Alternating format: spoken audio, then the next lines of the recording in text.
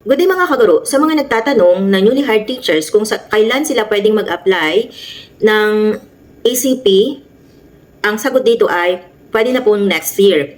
Yes, kung ikaw ay newly hired ngayong school year 2025-2026, maaari kang makapag-apply sa Expanded Career Progression sa susunod na taon kapag nakatapos ka ng isang buong performance cycle o isang taong kumpleto ng IPCRF.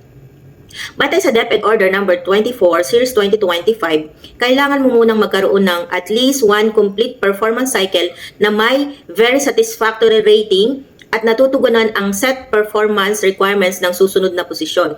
Halimbawa, para sa Teacher 2, dapat may 6 kang proficient COIs at 4 na proficient in COIs. Parehong may rating na VS. Kaya kung nagsimula ka ngayong 2025-2026, matatapos ang unang complete cycle mo ng 2026. So, ibig sabihin, maaari ka nang mag-apply ng reclassification sa ECP sa school year 2026-2027 basta kumpleto at kwalipikado na ang iyong performance requirements. Yun lamang po, maraming salamat.